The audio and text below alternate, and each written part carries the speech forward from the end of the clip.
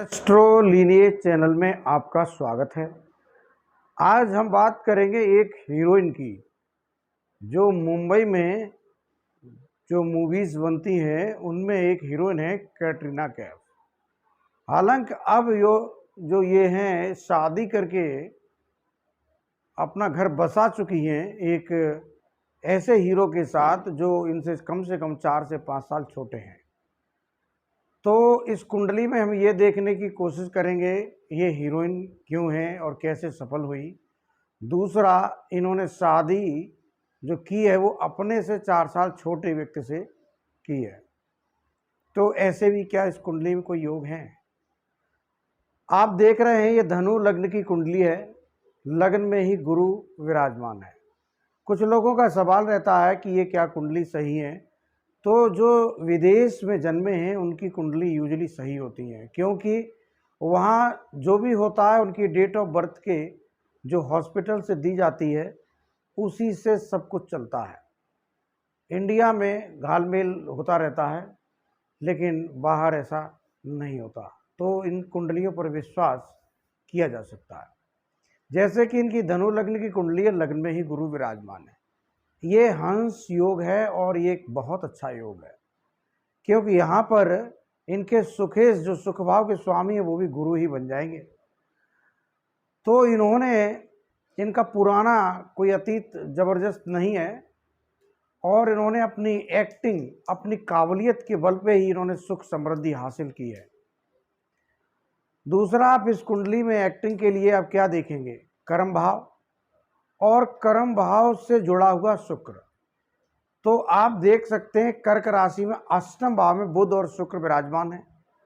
तो बुध और शुक्र जब कर्क राशि ललित कलाओं की राशि है।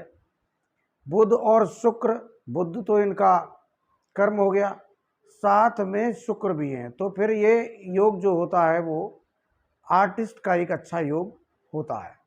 तो इसी योग के कारण इनको आर्ट में जाने की रुचि मिली, एक कलाकार बनी। और गुरु चूंकि इनके बहुत सपोर्टिव हैं। इनकी जब गुरु की महादशा आई 2000 से कुछ पहले और इनकी लगभग 2015 तक रही, इनका करियर भी उसी समय उठा है। 2015 के बाद आप देखेंगे कि इनके करियर में कोई बहुत ज़्यादा जान नहीं रही। शुरुआत की कुछ पिक्चरों के चलने के अलावा फिर साइड, कहते हैं कि इंडियन हीरोइन साइड हो जाती हैं, उसी तरह ये भी साइड हो गई।